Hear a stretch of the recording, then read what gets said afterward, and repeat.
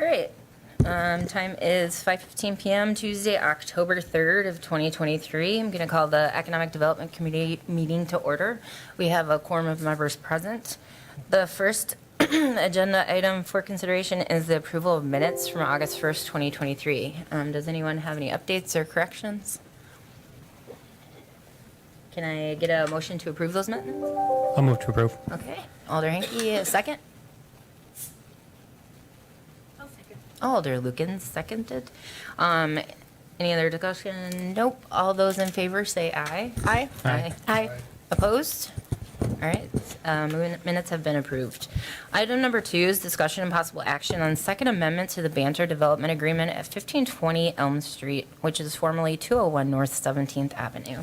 Director Burdick. Sure. So if you recall, Banter is now a finished development. We are very grateful that is online.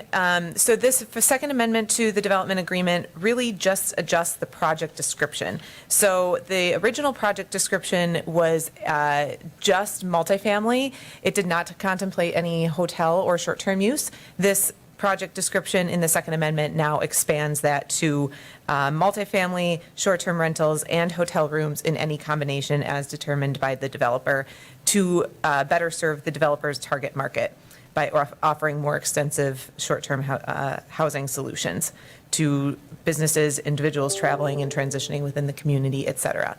Michael Loy is here from the developer if you have any questions for him. Otherwise, that's pretty much all I have for this. All right. Does the committee have questions? Alder Rasmussen? I don't, but I'll move to approve. Okay. Is there a second? Alder Killian, is that a second or a question? It was a question, but I'll second. Okay. All right. Yes. Go for it. May I ask Mr. Loy a couple of questions, just kind of about the prelude leading up to this? So may I ask, just because we've talked about the need for housing units in town and kind of the large volume we've been striving for as an ED committee and city. So could you explain kind of, if you would, just the rationale or need for this change? You bet. Yeah, thanks for taking the time tonight. So first off, I think that ultimately there's two things that will be a net result of this amendment getting approved. One is that it won't change, I don't think, in my opinion, the assessed value of the project and how well we exceeded, kind of the value that we bring to the city. And then second, it'll provide for some room tax dollars. So I think the net positive to the city will be good. But beyond that, let me just explain kind of the concept and why this is important for us. So the building is 141 units. I believe it's 61 of those units are fully furnished studio apartments. And so it offers everything. You basically can walk in and just bring your suitcase and you can live there. And so the idea behind Banter is it creates community spaces, both on the first floor and then, of course, the restaurant up top. And then we try to create experiences for people that are living there. And the value proposition that we have for people is that they can stay on a short-term basis, which is kind of the antithesis for apartment living. You typically, when you're managing a building, you want year-long leases, you want stability.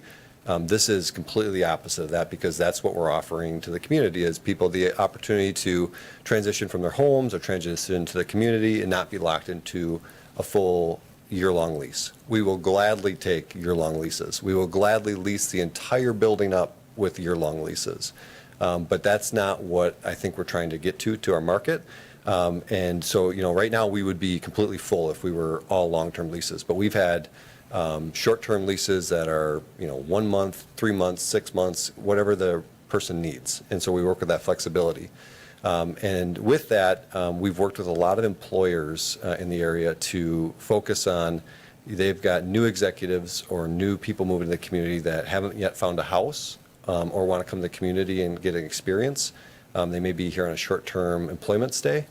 And what we offer to employers is we want to be very intentional about the experience that they have and for it to be very positive. We're helping them trying to attract and retain people in Wausau by kind of controlling the experience that they have in some extent, with the restaurant, with the amenity spaces, and just the flexibility in some of the things that we do that are kind of individual experiences that we want that to be good. So that's our value proposition as employers is we want to make this work for you so that you can retain talent within the community. When we go to the apartments, when we go to the hotel side of this, I mean, we want to use essentially our furnished units, whatever excess capacity we may have. When we have that excess capacity, we want to be able to rent that on a shorter term basis. And, the difference between a short-term lease and a hotel stay, maybe it's 2 days, I'm not sure. But, if we're going to rent it for any shorter period than a month, whether that be 1 day or a couple days, again, we're trying to work with employers. So that's what we're trying to do, is work with their executives traveling, people in their sales teams, their customer base, like to be very intentional about the experience that they get when they're here. And that may be 1 day, that may be 4 days, and we just don't want to run afoul where, if we're running it like a hotel, we want to be licensed as a hotel. We want to pay, obviously the room tax dollars that we're obligated to pay for that time.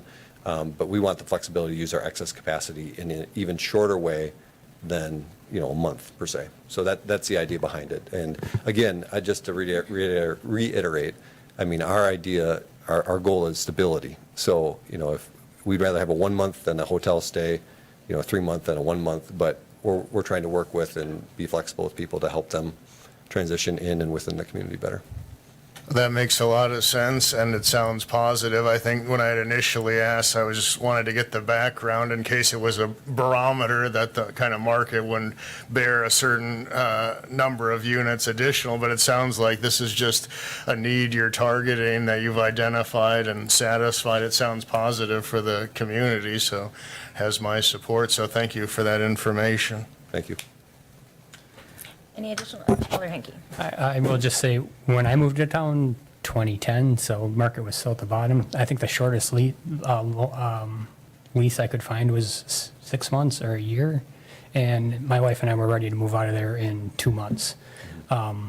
So, I mean, it would have been awesome if this option was available 10, 13 years ago, So, yeah, I support it. Great, thank you. Awesome. Any other comments or questions? So all those in favor of modifying the Second Amendment, say aye. Excuse me, Aye. there should be allowed neighborhood input. Michael can do that. There's no public comment on the agenda, though. The number of units is 144. The application was only 30% completed when it was completed. The Lockery Group never spoke at the neighborhood meetings. And if you want to do short-term, well, then take off the TIF funding and let them do it by themselves. That's not what the neighborhood was told. This is totally inappropriate. I was told the number of units by Bill was 144, not 141, and that the Best Western Motel was not informed about this information, so Jay is not here, but you would have liked to have been here. And in their Best Western, just to the north, is 60 units. And so they're competing with 144. And then I was also told that you could have went straight to zoning first, and you did not. This is totally inappropriate. You're going beyond what you have authority to do, and I will be filing a report. All right.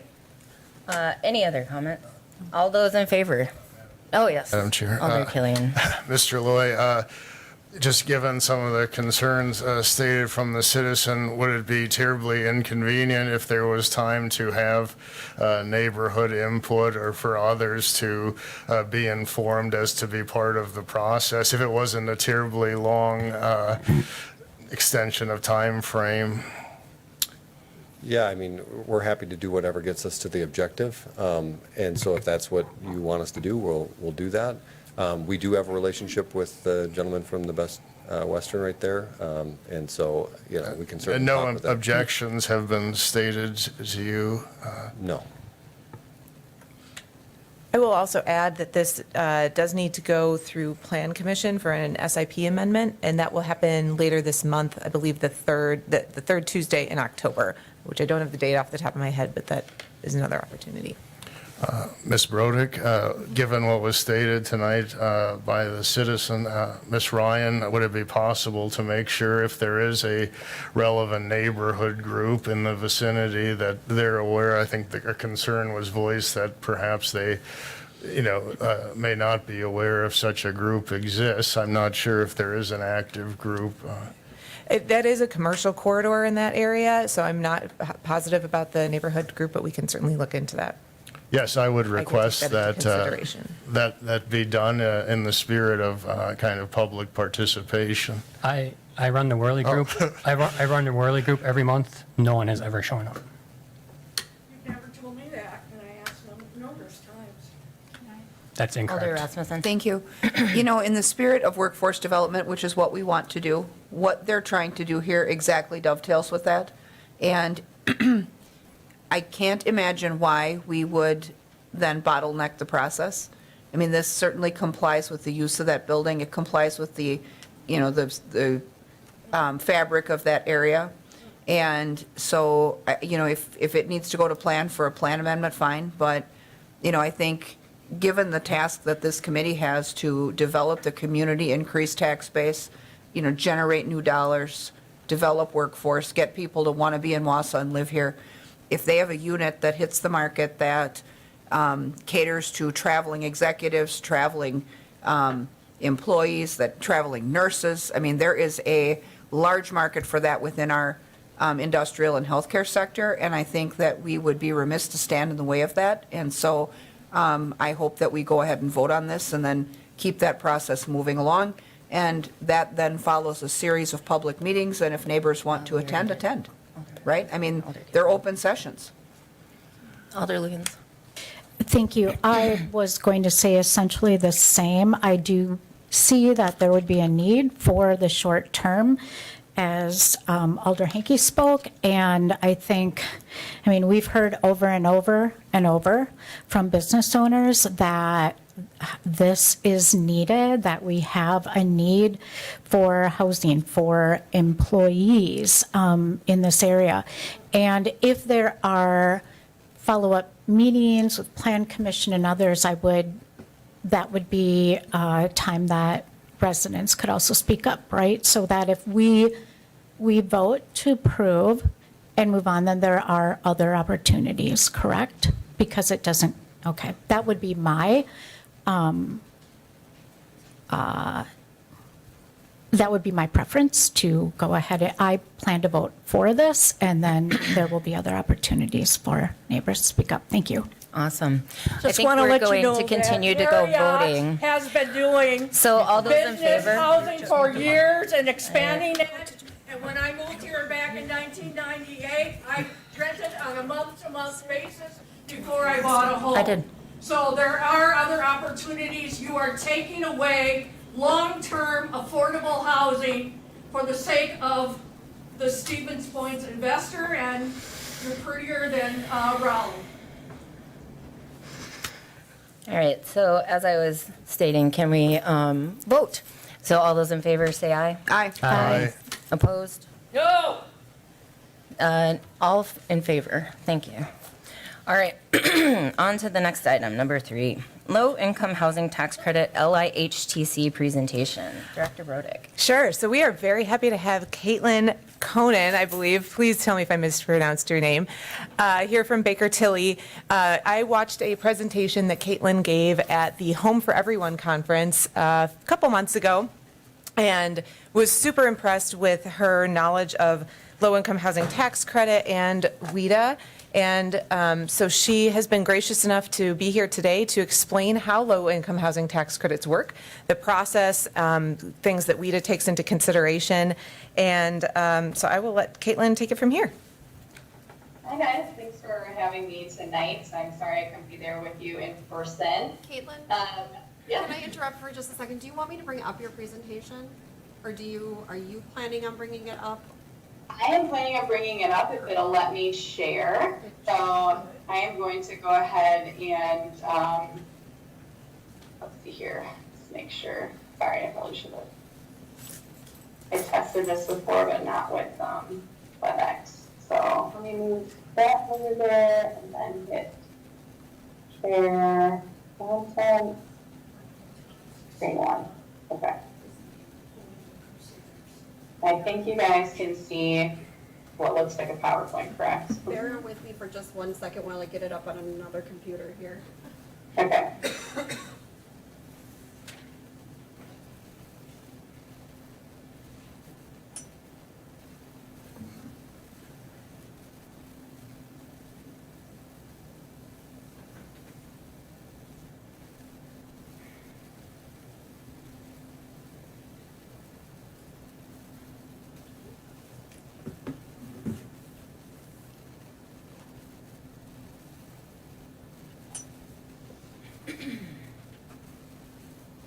I'll say too, while you're getting that up, as Liz mentioned, this is a presentation I gave at the conference, so there's a lot of information in here. So I kind of have a lot to cover, so if at any point you have a question or something doesn't make sense, since I can't really see you guys, please just interrupt me, and I can pause and go through anything. I'll try and like skip over a couple of parts that maybe we don't have to go through, and I can also spend some time kind of going through what Vita's scoring parameters are. That would be of interest to the group, and can screen share a different document with that. So totally open to kind of making this what works for you guys and what you're most interested in hearing about.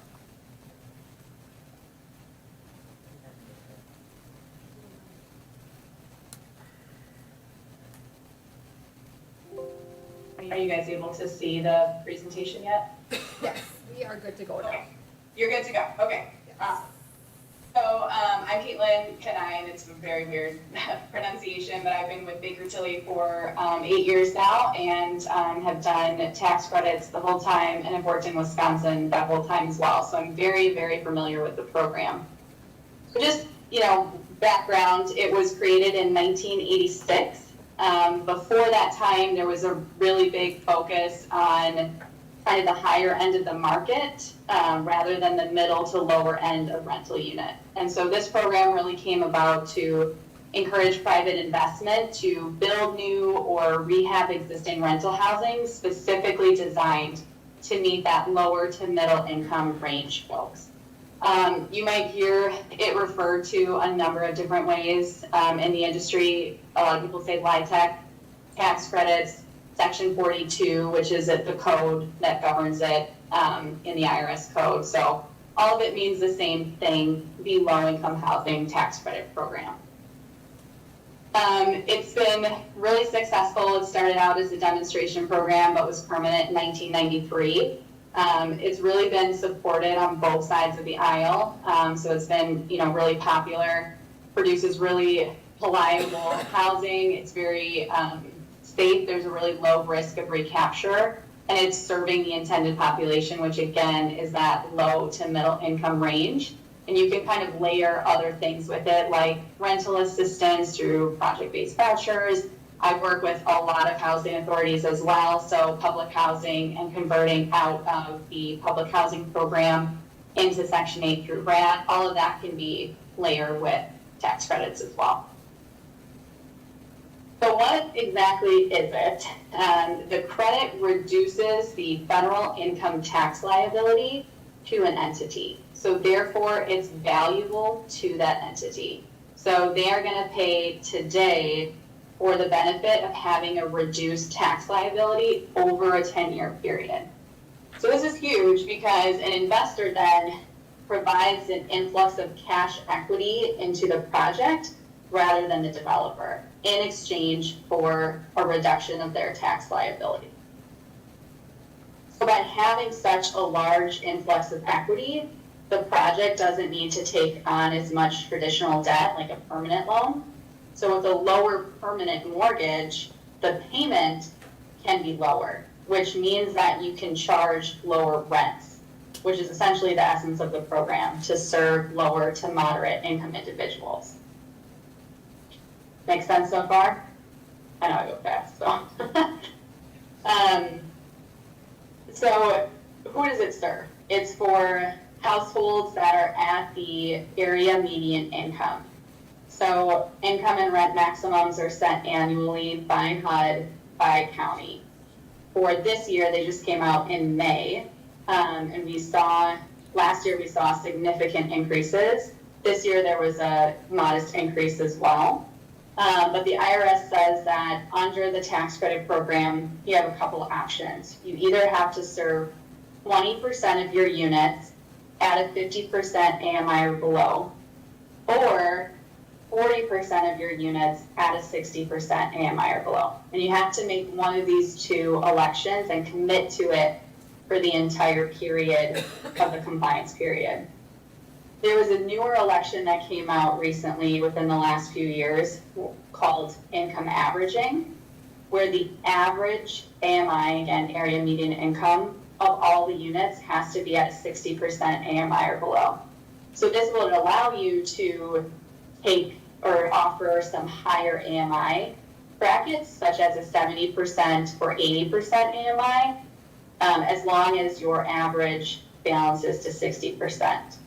So this is, this came out and people were really excited about it because it can kind of hit that kind of missing middle or more like workforce type AMI level. I will say that, some investors have kind of shied away from it because the IRS hadn't come out with like really good guidelines, but that's starting to now kind of change. So really like two main options and then this third kind of option for what type of AMI levels you can serve.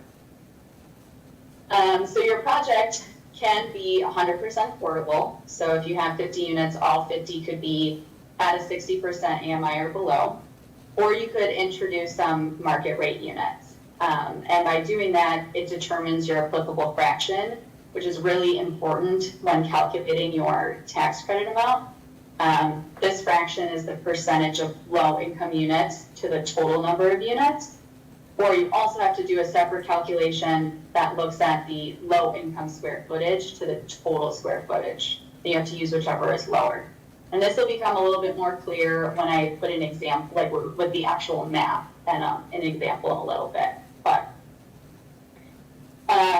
so a lot of projects, are 90 to 100% of the units are affordable. Investors really don't like to see more than 20% of the units at market rate. And the affordability has to stay in place for a minimum of 15 years. So the tax credit to the investor is over a 10-year period, but the IRS says you have to maintain affordability for 15 years. And many states say you have to extend this even longer. So WIDA, Wisconsin, for example, WIDA says that you have to keep your building affordable for 30 years. So once you've completed the building for that full 30-year process, you have to maintain the affordability AMI brackets that you committed to when you got your award. So there are two types of tax credits, a 9% and a 4%. 9% are super competitive. They are allocated from the federal government based on that state's population. In Wisconsin, we get around 13 million or so annually. It is then the responsibility of that state to allocate the credits based on parameters that they set. And it's very competitive because it's a scarce resource. There's limited amounts of credits to go around.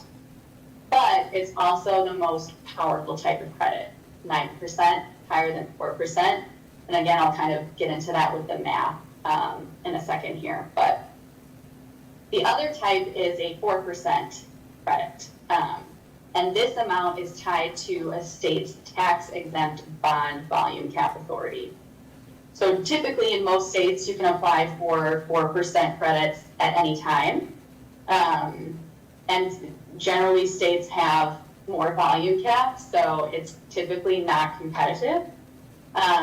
In Wisconsin specifically, they don't usually have an issue with hitting their volume cap. So you can pretty much apply at any time. The last date that they will accept applications is the first Friday in December for any given year. But Wisconsin also has an additional, secret third option of 4% credits with their state credit allocation, and that is actually a competitive application. I'll kind of get more into that as well, but overall, overall, the 4% credit, because it's not as powerful, doesn't generate as much equity into your project. So it usually means that if you're going this route, you have to find a lot of other soft sources of funds. Everything making sense so far?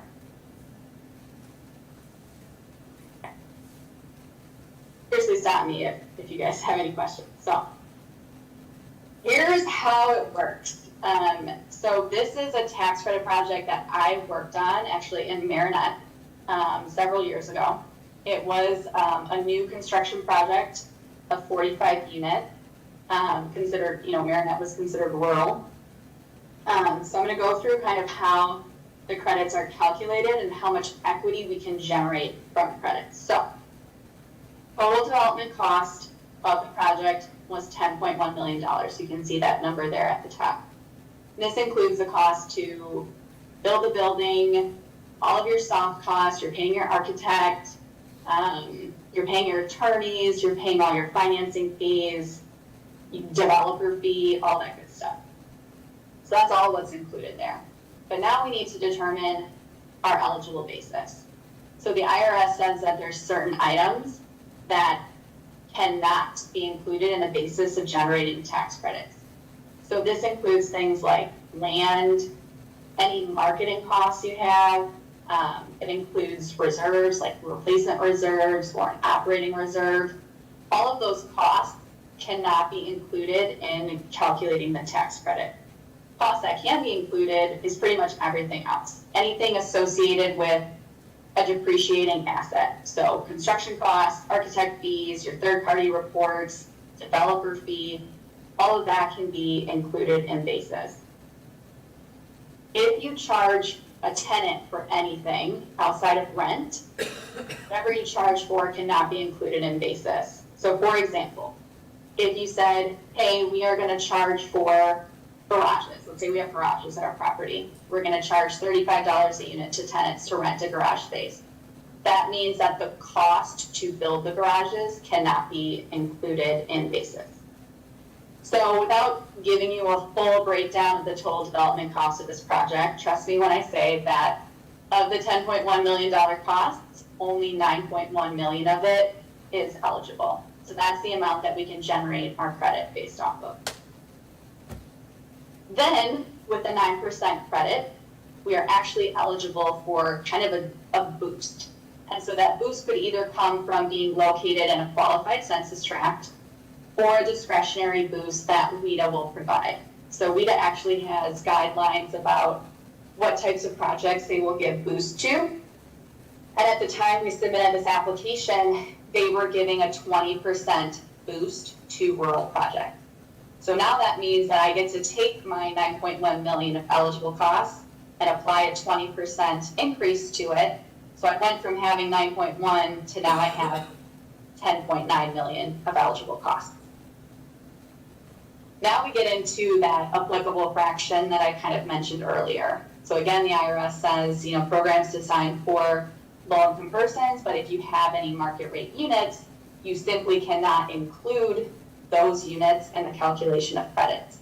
So in our case, we actually had 7 market rate units out of our 45 total units for other reasons related to scoring and getting a wide income band and everything like that. But by doing that, it means that our applicable fraction is now lower than 100% because I have to take 38 divided by 45, which is 84. So that now needs to get multiplied to my eligible basis. So now the amount of basis, again, that I can generate my credit on is less because I have market rate units. Now we get to the fun part. Because this was a 9% deal, we get to multiply that number by 9%. So I went from having 9.2 million of basis multiplied by 9%, I'm generating annual credit of $833,000. So now again, this credit is taken over a 10-year period to an investor. So we get to multiply that by 10 years. The kind of downside of this program is that the investor is going to own 99.99% of the building for 15 years. So, and I'll get to that a little bit later too, but because of that, we have to again multiply our number by their ownership percentage. So at the end of the day, we're getting to $8.3 million of tax credits generated for an investor. So again, because it's valuable to them, they're going to pay us, give us equity to the project, again, in exchange for a reduction on their federal tax liability. In our case, in this example, we were generating 84 cents to the dollar. The amount of equity that you can get, the price per credit, varies on a number of things. Location, strength of the developer, how many deals have they done? Is there a CRA need for the investor? So if there is, they're typically willing to pay a little bit more. If there's not, you're kind of pooling with a number of investors and they're pooling their money together, so usually pricing is going to be a little bit lower. When are the payments coming in is a big item that affects the yield of an investor that will play into this. So lots of factors go into pricing. I would say if I was selling this deal right now to the investor market, that price would actually be probably like 81 cents. So pricing has definitely decreased from when I did this deal in, I think it was 2019. So at the end of the day, then we get to multiply our credits by the price per credit. So now I'm generating almost $7 million of equity to the project. Remember, now I had a $10.1 million cost, and I'm almost getting 70% of that cost, quote unquote, free, where I don't have to repay that money. I just have to make sure that I'm meeting all of the requirements that the IRS has. I'm staying in compliance. I'm not saying it's easy, it's definitely hard, but there are no payments to that money. That's straight equity to the project. I'm going to pause for a second. Any questions on that calculation or the math behind kind of how the equity is generated?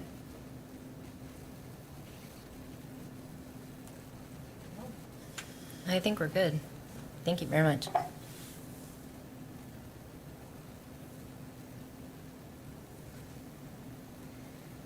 So again, we had a $10.1 million cost. Now we've generated $7 million of equity. We still have, $3-ish million that we have to figure out how to source. So again, we can take on traditional debt based on the rents that we are collecting and the expenses that we are paying out. So again, without kind of showing you the whole pro forma unit mix and what rents we were charging and expenses, trust me when I say that we could size $1.8 million in permanent financing. So this is a traditional loan, like your home mortgage. You have to make principal and interest payments monthly, and the terms will really kind of generate how much you can borrow.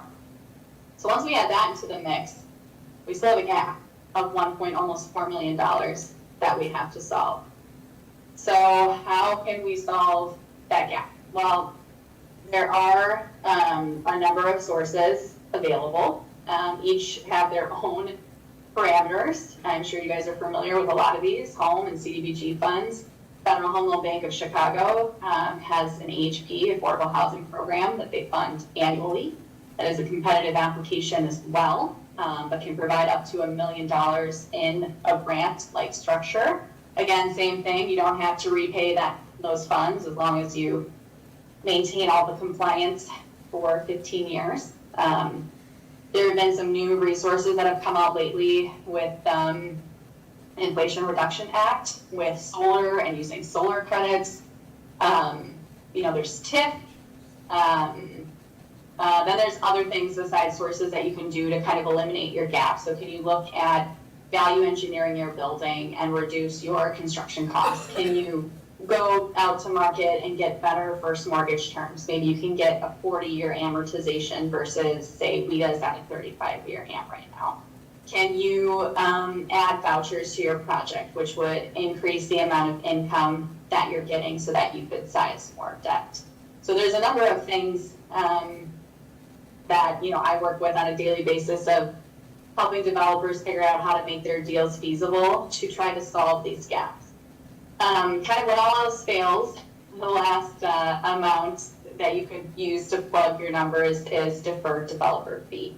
So as part of doing a tax credit deal, a developer can earn developer fee. Again, each state kind of has their own parameters about how much you're eligible for. But let's say you're earning $1 million in fee and you've got 200,000 left in your capital stack that you can't fill.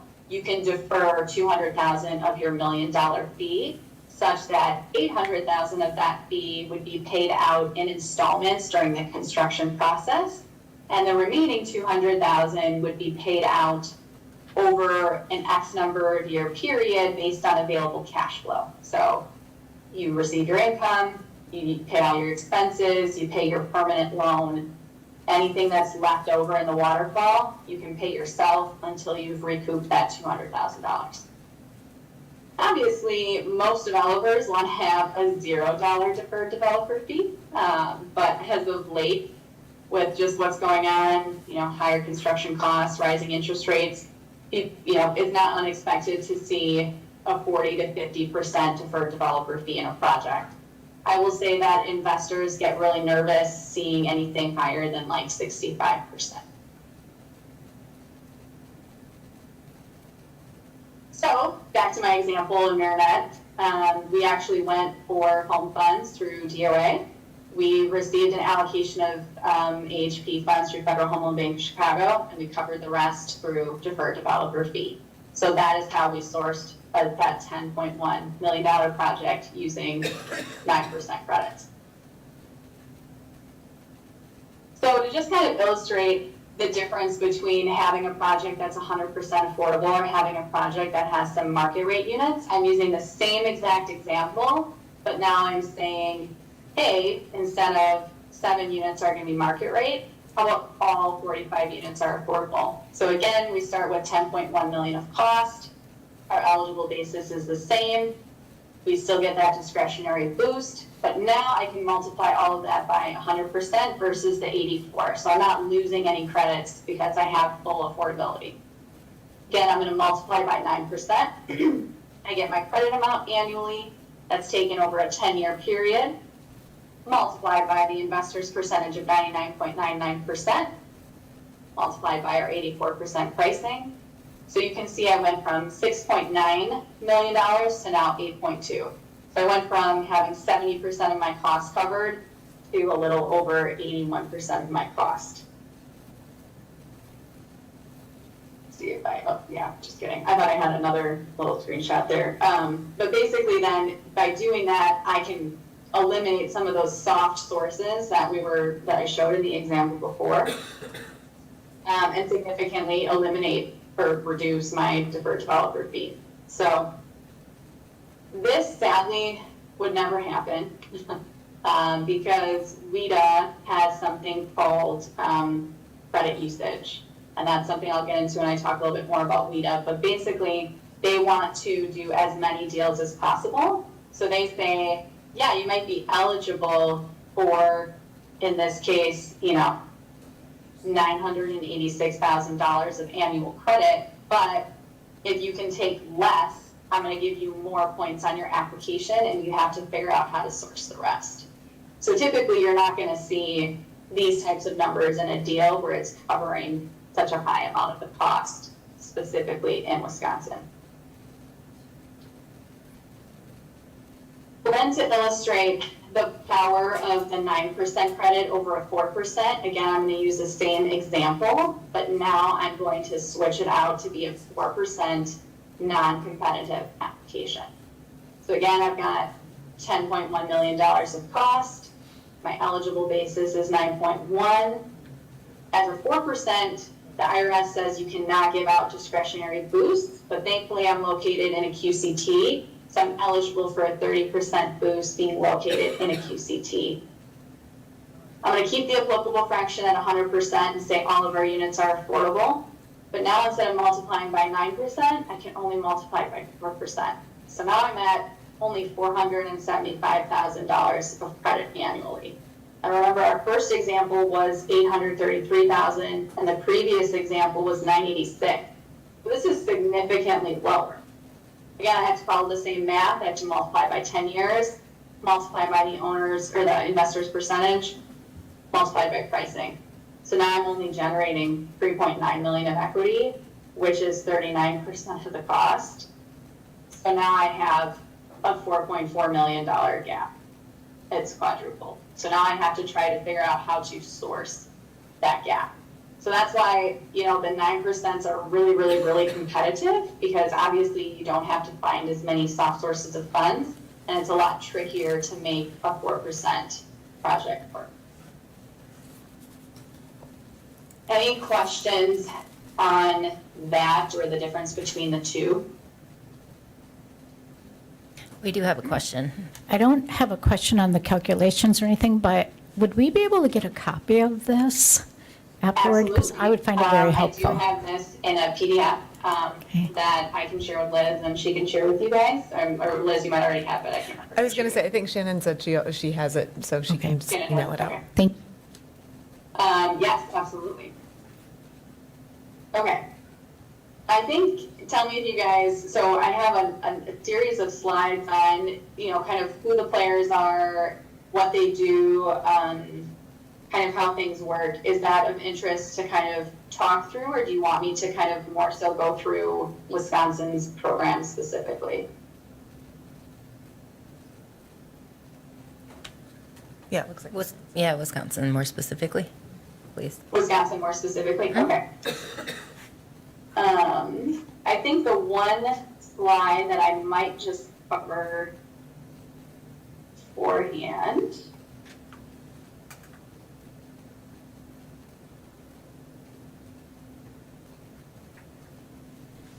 is this one. So I just want to quickly touch on the ownership structure of a tax credit deal.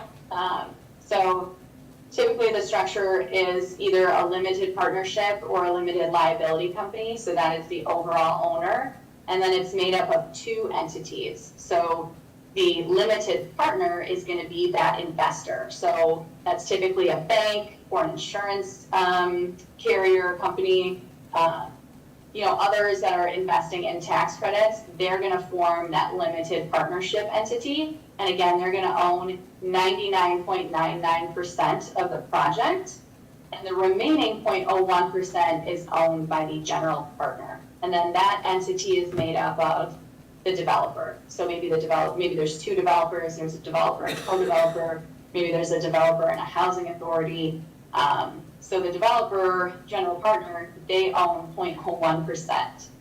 But the tax credit investor, they are more than happy to defer basically all decisions to the general partner. So the investor is not in the day-to-day operations of the project. They're just providing the equity. Again, they're getting a reduction of their credits. So they are happy to just, you know, get their tax credit and hang out for 15 years, make sure that you guys are doing what you say you're going to do. But the developer is the one who's, you know, making all the decisions, operating the building, making sure it's meeting all of the compliance requirements. And then at the end of the 15-year period, the investor can actually exit the deal and the general partner can buy it basically for debt plus $1. And you still, again, have to keep it affordable in Wisconsin for an additional 15 years after that, but then you don't have the investor involved at all. The general partner owns 100% of it. So I just kind of wanted to talk through that piece. Just make sure you guys are good with that. Okay, so let's go to role of the Housing Finance Agency. So in this case, again, that is WIDA, and they administer the low-income housing tax credit program for Wisconsin through something called a Qualified Allocation Plan, or QAP. This plan basically details everything, all of the requirements from like a threshold perspective and a scoring perspective. It identifies like all of the compliance and monitoring requirements that WIDA has under the IRS's program. So it's a pretty significant document. It changes every 2 years. So WIDA has a 2-year QAP cycle. They are currently under year 2. of their 2023-2024 QAP cycle.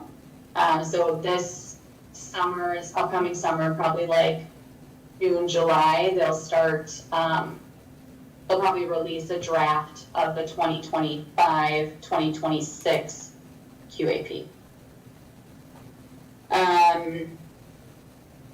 I will say this too about WIDA, their QAP is pretty short, probably like, I don't know, 30 to 35 pages versus like Illinois, their counterpart is probably like 140. And that's because like Illinois includes everything in one document, and WIDA, it also has appendices that are like addendums, or I should say more attachments to the QAP, and they also have a frequently asked question document that also kind of plays into it as well. So they just have multiple documents that kind of govern the program in addition to the QAP. So Wisconsin's tax credit process, they have, again, like I said, threshold requirements. So any application submitting, whether you're a 9% competitive, a 4% competitive with state credit, or 4% not competitive, have to meet these threshold requirements. And some of these things are site control. So you have to either own the land or show that you have control through an offer to purchase, through a certain time frame that varies depending on the type of credit you're going for, but that it's under control. The site has to be zoned appropriately by the time you submit your application. So if it's currently zoned commercial, as an example, you will have to go through the city's process to get it zoned residential in order to submit your application. We also have specific design requirements in something called Appendix M, one of those appendices I was talking about. It's very important to work with your architect to make sure that you're meeting all of that. So everyone has to, again, meet those threshold requirements. If you are submitting a competitive application, then you're going to try to go for certain scoring categories in order to set your application apart from a different one and try and score the most amount of points possible. So a lot of WIDA scoring categories are based on your location. So for example, they have, you can get 5 points if you're located in a qualified census tract. You can get 5 points if you're located within a half mile of a bus stop. There is up to 28 points available based on your proximity to amenities such as schools and grocery stores, and if it's a senior project, senior center, library, things like that. And then in addition, if you're in a school district that meets a certain amount of points, or in a high needs census tract or median income census tract, you can get points in this 28 point category. And WIDA publishes which census tracts get which amount of points annually in Appendix R. So I was really hoping WIDA had said that they were going to have this released by the end of September, that I would have like a new Appendix R information to share with you guys tonight, but they have not released it yet. It should come out sometime this month, but that changes annually based on census tract data and other things. Then you can also get points. They also have Appendix, I think it's B, that talks about, they look at each county and identify it as either like a top job center or like net growth, like job growth, where you're the economic development side of a county. So you could get points, again, just based on where your project is located. So I think there's 5 or 6 categories that are really based on location. So that's, you know, a huge one. Additionally, WIDA has points for your AMI percentage. So if the more 30s and 30% AMI units, 40% AMI units, and 50% AMI units that you have, the higher amount of points that you can get in that category. Then they also have scoring related to if you're going to offer units to veterans and say you're going to work with a local, you know, either the local vet's office or a service provider that serves veterans, and you say, hey, we're going to let you know when we have a unit come available, and if you have a veteran who qualifies, like, let us know, and we'll, you know, process them, make sure they qualify, and we can, you know, provide them housing. If there aren't any veterans in the area that need housing at that time, you have to leave the unit open for 30 days, but then can move on. So there's an X number of units that you kind of set aside for veterans for a short amount of time. Same with persons who need supportive services. And both of those point categories, pretty much every developer who's submitting an application goes for those points. They've also added some additional points regarding energy efficiency and sustainability. So again, I mentioned there's certain threshold requirements to design standards, but then if you kind of go above and beyond and do extra X, Y, and Z stuff, you can get additional points as well. They also score points for development team. So they kind of right now look at, if you're a nonprofit, you can get 2 points. If you're an emerging developer, so a developer who's done less than 6 deals, you could get 3 points. And then they look at capacity. So anywhere from negative points up to 3 points, depending on how many projects you've done and what the success of those projects have been. Have you seen them through to completion? Have there been any problems? That sort of thing. The final category, the dreaded category, I'll say, the trickiest category is this leveraging credit usage category, which I kind of talked about a little bit before. In that, again, WIDA puts out basically calculations to say if you're at X percentage of the amount of credit that you're eligible for, and take basically a haircut on the amount of credit that you can request, they will give you more points. So they're incentivizing developers to take less credit and find other sources of funds in the community or at a state level or at a national level in order to fund more deals. And the idea, in theory, is a good one, but it's been really challenging as of late because it's causing very significant gaps in the projects, and that they have to try and solve through soft sourcing of funds, which are also a scarce resource. So, Wisconsin has 1 single tax credit round. Some states do 2 rounds a year, but Wisconsin does 1. It is for the 9% credit, and then again, the 4% competitive credit. Again, 4% non-competitive are accepted at any time up through the first Friday in December. So WIDA has identified different set-asides or pools per application type. So 9% applications have to apply in one of 5 set-asides. So I'm going to go kind of not in order that they're listed here, but if you're a nonprofit developer, you can apply in the nonprofit set-aside, and you're only competing against other nonprofit developer deals. If you are located in a rural location in Wisconsin, you can apply that set aside, again, only competing against other rural projects. Preservation would be if you're an existing rental project already that you're looking to do rehab on, you're only competing against other rehab projects. Supportive housing is designed for persons that need services, and you have to have 25% of your units covered through rental assistance to apply in the set-aside. Any other type of project goes in the general. So as you can imagine, the general set-aside is really competitive, but as of late, I'd say last year, the rural set-aside became super competitive, and the nonprofit set-aside remains competitive year over year as well. And then WIDA determines every year how much of the 13 million of credit-ish that we get allocated as a state can go into each of those pools.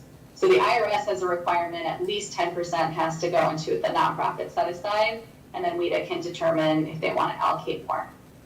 I don't have the percentages off the top of my head from this past year. They might adjust it for this next cycle.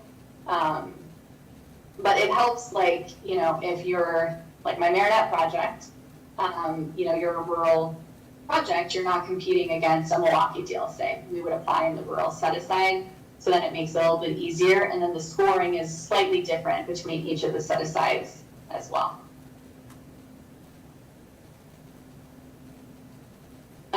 So kind of how it works in Wisconsin, applications are due currently, assuming nothing changes, on January 26th of 2024.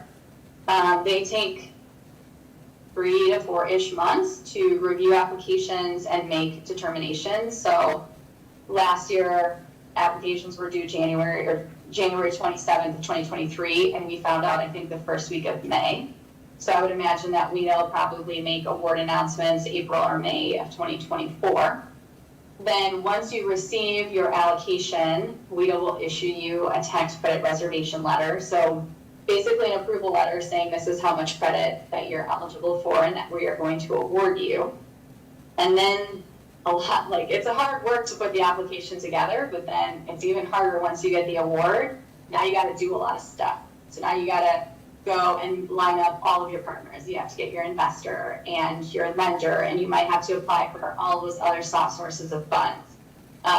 You need to start forming your legal entities. You need to get your architect rolling on, getting an 80% plan set ready that you can share with the GC and get bids. So a lot of work starts happening really quickly, and then WIDA requires that you actually check in with them again 6 months after you receive your award and kind of submit a second application, which is also called carryover. So at that time, and right now I've got a lot of clients I'm helping with that we need to submit by November of this year.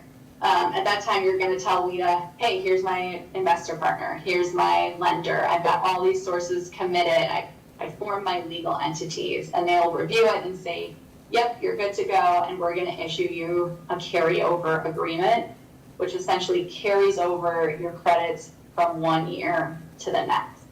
If that makes sense. Any questions on that so far? Cool. In 2018, Wisconsin created a state tax credit, which was super exciting. I kind of alluded to this in the beginning of the presentation too. WIDA decided to pair it with the federal 4% tax credit. So it's not eligible for use with a 9%, only a 4%. Right now, there's additional consideration in the legislature for more credits, and they're looking at an increase from 42 million to 100 million. So if this passes, I think the amount of applications that we see that are going to be submitted at the end of January, I think will significantly increase because there'll be more credit available that WIDA can hand out. So kind of how it differs, this credit is taken over a 6-year period. So remember when we were doing that math, we were taking the federal credit over a 10-year period. This one is a little bit shorter. Because it's shorter, the credit pricing for it is less. So we were at like 84 cents on the example I showed you. And this might be more in the neighborhood of like 67 to 72 cents, just because it's not as powerful of a credit. And then this credit is sold to an investor that has a Wisconsin tax liability. So it's not, national investors, it's corporations, again, banks, insurance providers, whoever in Wisconsin that wants to reduce their state tax liability by investing in these credits. So in this, under this type of application, remember how I said with 9% you have the 5 different set-asides? In this case, with 4% credit, there's only 3. And WIDA did that to kind of meet this preference that the legislature added for investing in towns with certain populations. So again, they still have the general, so pretty much any project, but then they have what's called a small urban set-aside. So certain cities within Wisconsin that are not considered rural, but are not Madison, Milwaukee, bigger cities. And then they still have rural. So 4% state credit, you have 3 options for how to submit your application, really based on where it's located. So I'm going to give you one more math example. I'm going to use the same project to keep things simple. So now that we have, so again, this can only be used with 4% credit. So we're back to kind of that 4% example. So we're generating that 3.9 million of equity. But now I can add in the state credit. So it's calculated the same. So I look at the same TDC, total development costs. I still get the eligible basis with my boost. My applicable fraction is 100%. The credit percentage is the same. But now the investor is 100% because I won't get into all the nitty gritty, but basically the state investor wants 100% of those credits. So now I can generate $2.8 million of additional credit that then is sold to a Wisconsin-based investor for a certain equity price per credit amount. In this case, it was 71. So I could now generate an additional $2 million of equity, when before, as a 4% non-competitive project, I would have only gotten 4. But it's a really good way to help fill your gap. Before, I was at a $4 million gap with the 4% example, so I just capped it. So it was a great addition to bringing more affordable housing in Wisconsin. So that is really all I had. There's so much more that, I didn't even get into, and so much more with credits and how it works. But hopefully this gives you guys just like a little bit of a flavor of how the math works, kind of program in general, kind of how Wisconsin or WIDA, handles their program. Any questions? Does the committee have questions? Alder Killian. Thank you, Madam Chair. And yes, sounds like a useful tool in the appropriate context and settings. The one question I would have, and it's not financial or fiscal in nature, it has to do with the time frame of or affordability in relation to kind of long-term city planning. So with the 30 years in Wisconsin, that may seem like a long time now, but really is not in terms of long-term city planning. So what have you seen, or in terms of planning considerations, in terms of clustering or density of these types of projects? It seems like if not planned for appropriately in the long term, you could have kind of a ticking gentrification bomb in terms of a cluster of projects turning unaffordable during a similar time frame. So any recommendations then in terms of long-term planning, I guess, especially with qualified census tracts, because if they up the point score, so to speak, I guess that concern about the turning over of affordability, I guess, would be heightened in those types of tracts. Yeah, thank you for that question. I'm really glad you asked it, because there's one thing I didn't mention when I was talking about like the threshold requirements that WIDA has. One of the other big ones is a market study. So WIDA requires that you have an analyst go out. There's companies, firms that do this all the time, and basically take a look at the market. So what other properties are in the area, what other affordable properties are in the area. Is there a need for this housing specifically as proposed with the current unit mix, the tenant type, family, senior mix, whatever. It has to show the need, and if they can't show the need, then WIDA's not going to fund the project. So they require this kind of for that reason, to make sure that there is a need in that area and that it's not oversaturated. To your question on like the 30-year piece, I would say that there's a lot of tax credit projects out there that actually re-syndicate. So they'll go through this again. So let's say you do, especially with rehab projects, I should say. So let's say you had an existing rental property, you're going to do a tax credit deal on it. Let's say you're going to do like $50,000 of unit or rehab per unit. You get your tax credits, you're affordable for 30 years. Let's say in year 16, you're like, we have all these capital needs. We need, a new roof because we didn't replace it initially, or we have to replace the doors or windows or whatever. You can do a secondary tax credit project that would then start the clock over with the 30 years. So I would say, because some people are doing that, you're probably not hitting the 30-year mark if you have a couple properties in the same city. Thank you for that information. That's helpful. Awesome. Any other questions? Alder Denny. Thank you, Madam Chair. Doug Denny, 708 Fulton. I happen to live in one of these apartments, the old Wausau East here in town. There's 56 units, 12 are market, and the balance are subsidized. Could you speak to, some of my neighbors have lived there 15 years, and they've been given notice this one is closing. Can you speak to the closure process? Some of my neighbors have been hanging on for 2 other developments that we had hoped would be online by the end of this year, speaking to what Mr. Killian had said.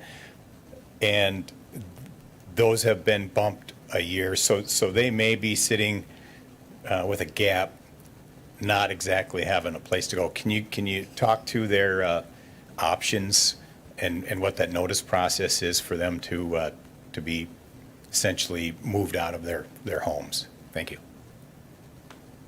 Yeah, I can try.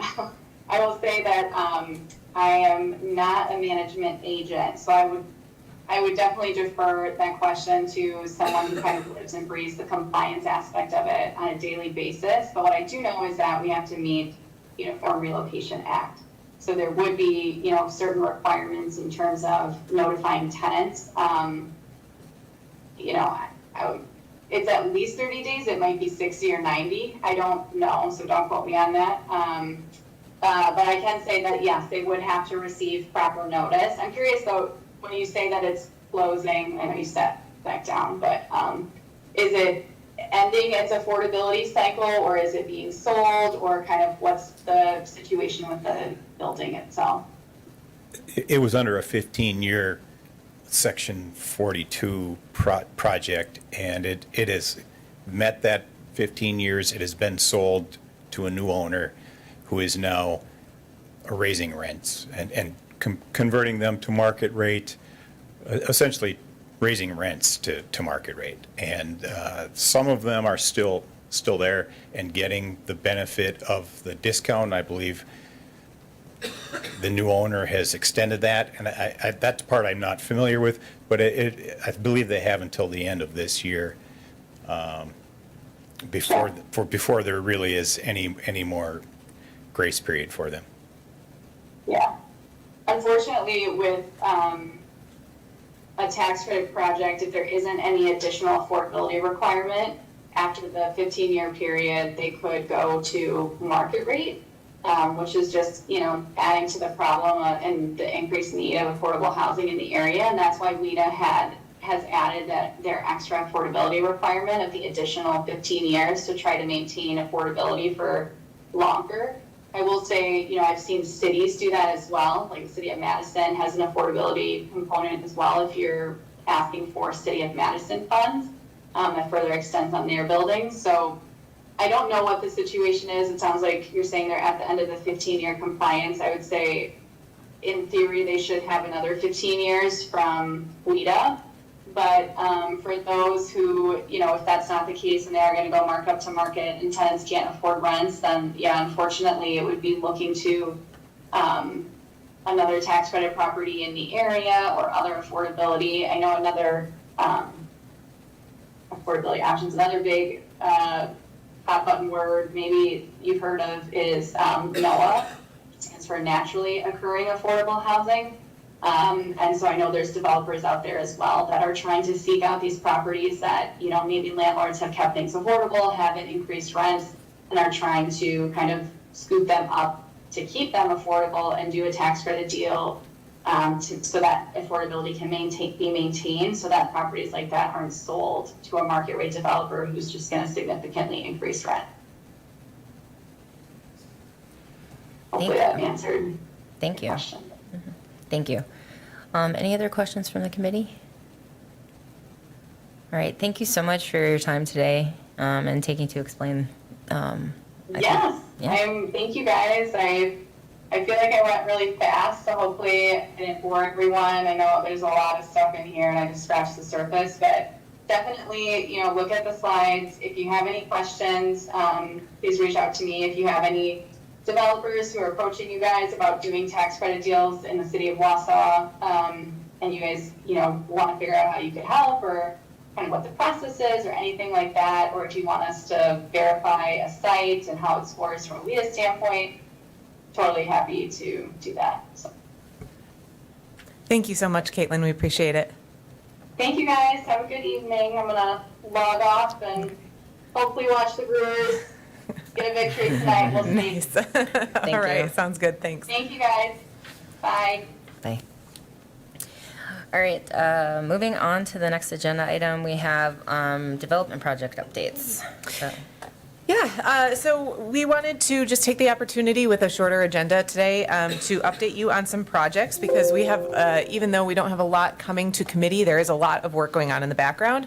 For the first two items, the North Riverfront planning and trail development, we have our planning staff here. They included some information in the packet, but I know we've been doing a lot with that, so I would invite both Brad, our city planner, and Andy, our assistant city planner, up to fill in any gap, or basically tell you what's going on with that. I will also note with the North Riverfront planning, we do have in the budget this year, what is proposed is $100,000 from TIF 12 to assist with that planning process, because we do have a lot of area to cover, and we need some other help outside of our office to do so. So otherwise, I'll let Brad take it from here. Thanks.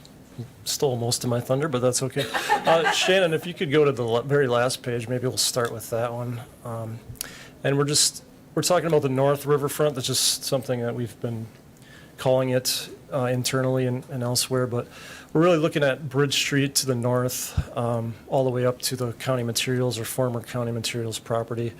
And, part of the planning process, planning and redevelopment is a process, an ongoing process.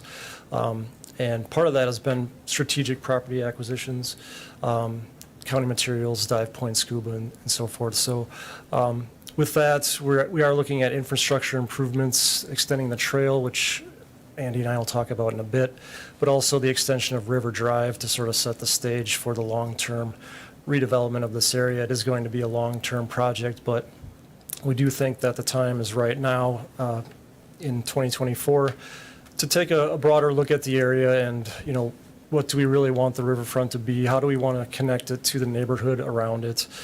Just making sure we're making the right decisions and making sure if projects do come forward like we have had that, it is something that we want. It's a good idea for this area. It's going to be good for the neighborhood and the whole city. So that's why we're thinking now is the time to undertake a broader plan, a more holistic plan, knowing that we're still working on some of the technical details as we go. So that's sort of where we're at in a nutshell on the North Riverfront plan. any questions? All right. Did you guys want to talk about trail development as well? Yeah, I think Because we've got a lot of, back up to lot of the, exciting. turn it over. Yeah, sure, that one.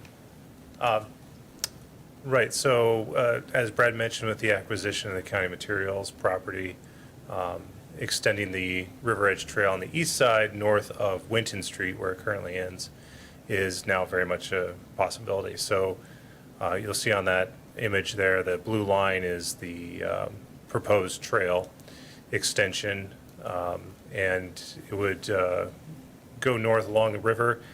And that orange circle is where a railroad crossing would have to be moved to. There's currently one a little further south of that at the County Materials building. We've had some initial discussions and site visits with the owner of the railroad, and they've been actually very helpful. It's really good to work with them.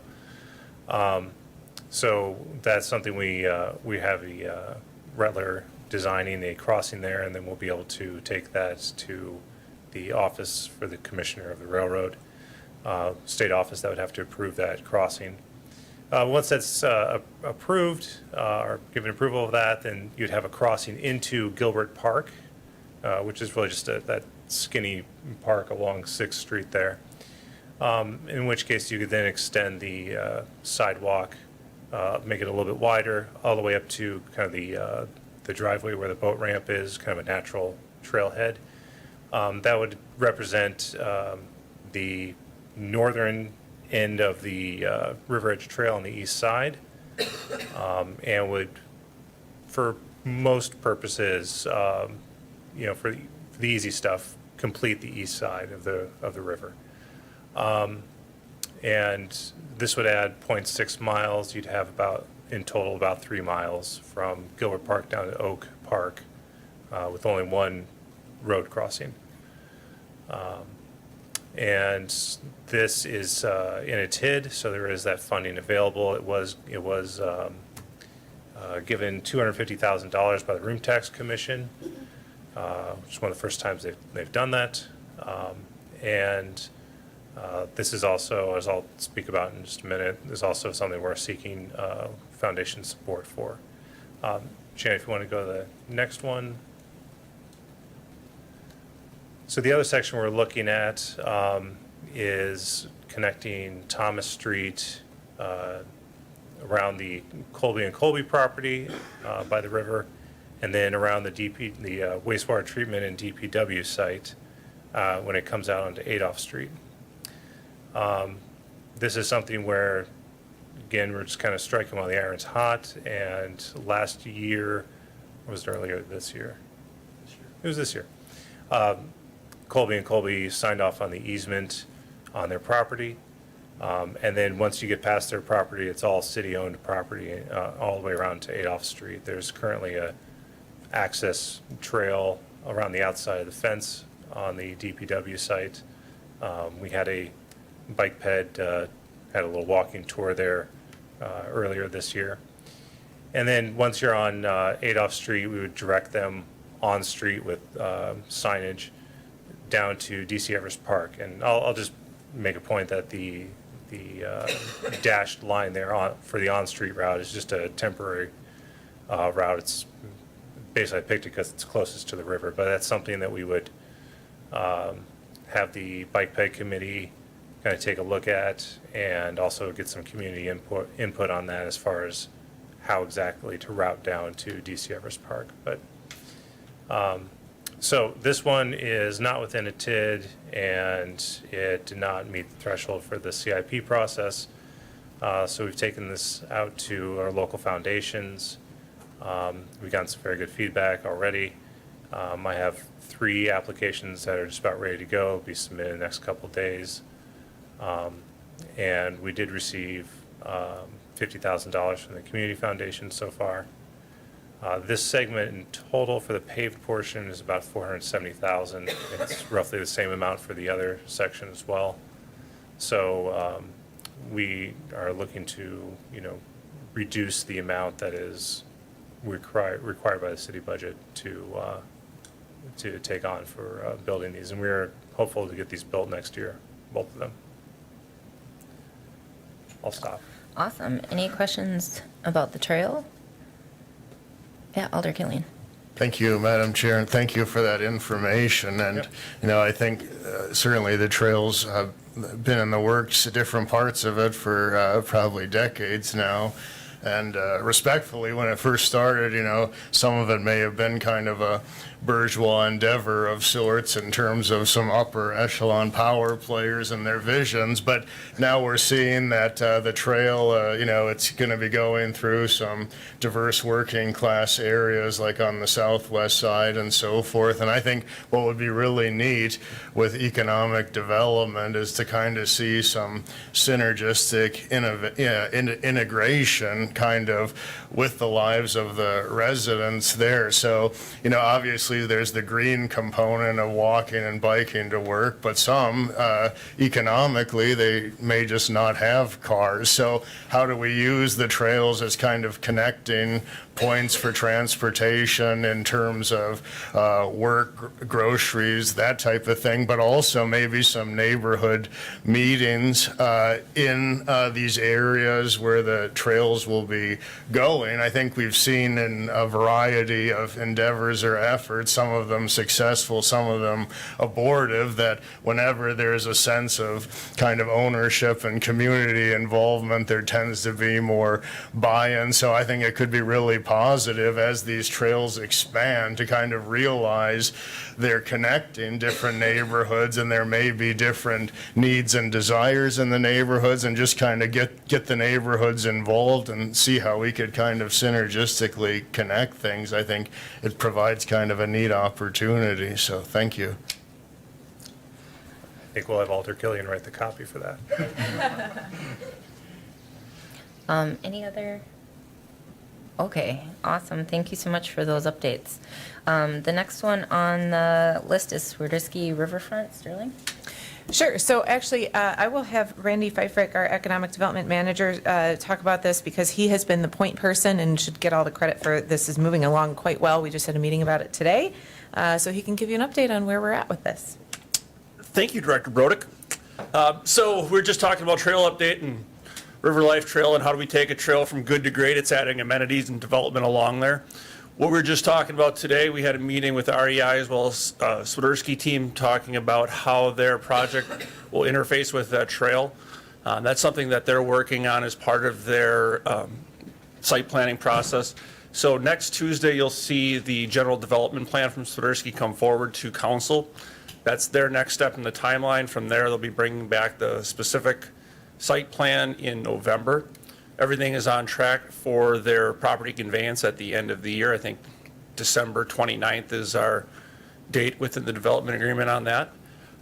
At this point, and I cross my fingers when I say it, and they've done a great job of staying on timeline, is construction is looking to start next spring. So happy to take any questions. Any questions from the committee about that project? I guess we'll see more of it soon. Absolutely, thank you. Awesome, thank you. The next is affordable housing infill projects. Sure. So this is coming back because we had this. So if you recall, I think it was last year, we were awarded about $1 million from ARPA funds to do infill projects. We had two projects that we were really targeting with that after a lot of the vacant lots that we had were sold to adjacent property owners, which was great. The point was to get those back in the tax rolls. So then the two main projects became Thomas Street and Wyatt Street. So Wyatt Street obviously failed at council recently. I believe it was the 12th of September, and that brings our total count of residential units with no local funding asks that were passed at Plan Commission and failed at council to numbers, those were 11 through 16. So we had those units that we tried and did not get passed. Thomas Street, we should have, so I have a Wisconsin Assessment Monies application into the DNR. We are supposed to hear about that either this week or next.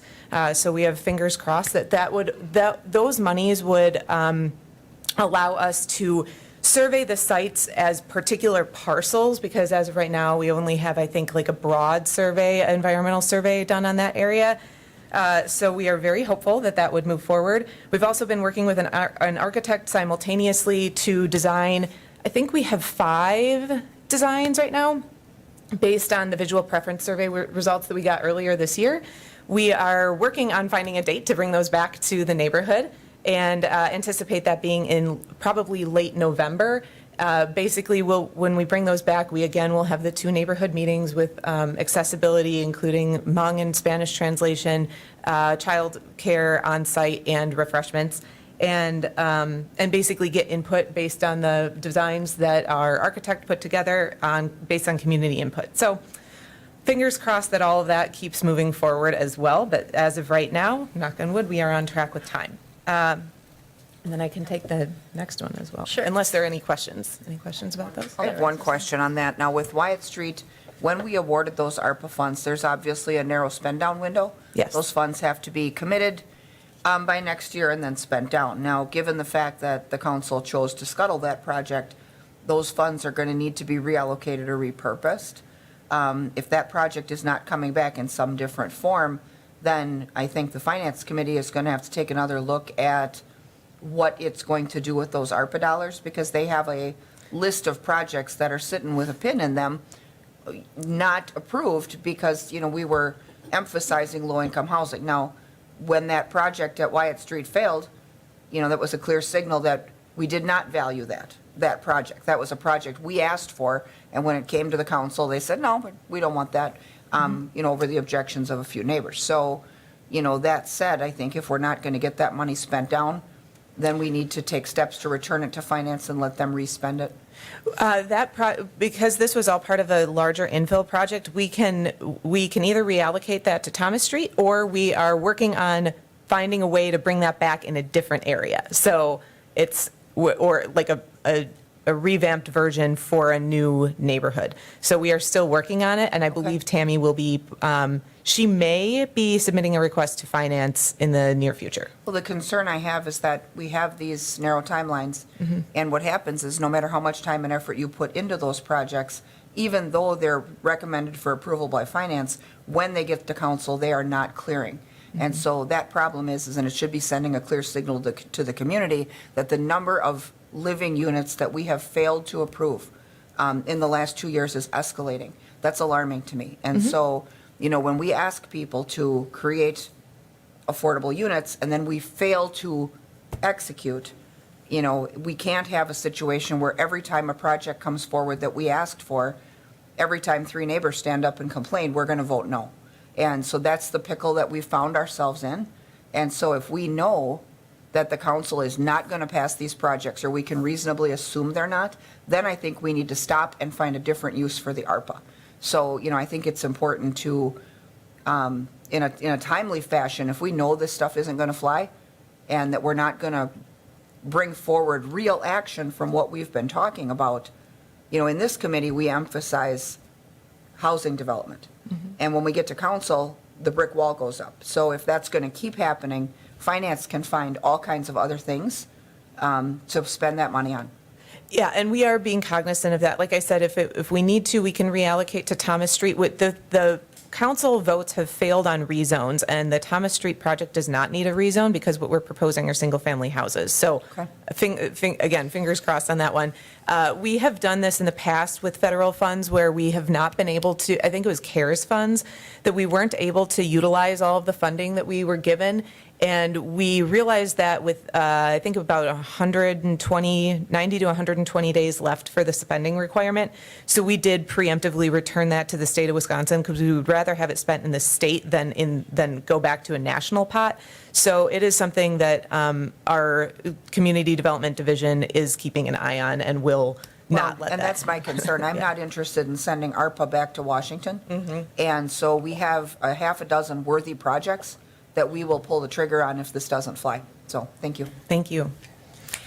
Alder Killian? Thank you, Madam Chair, and I'd just like to kind of inject a little more comprehensive perspective of what challenges and roadblocks have been for the city, and certainly things happen, and it's not about pointing fingers or what have you, but my understanding, because I had the displeasure of receiving information from the federal government, HUD, that a citizen provided to me, my understanding is that HUD rejected the discharge of those funds that the city had requested because of a deficient environmental review process that, in my understanding, revolved around, in part, flood zone information. So, I think it's important that the committee and the public know that, this isn't about just one thing or another. I can't speak for my colleagues, but I can tell you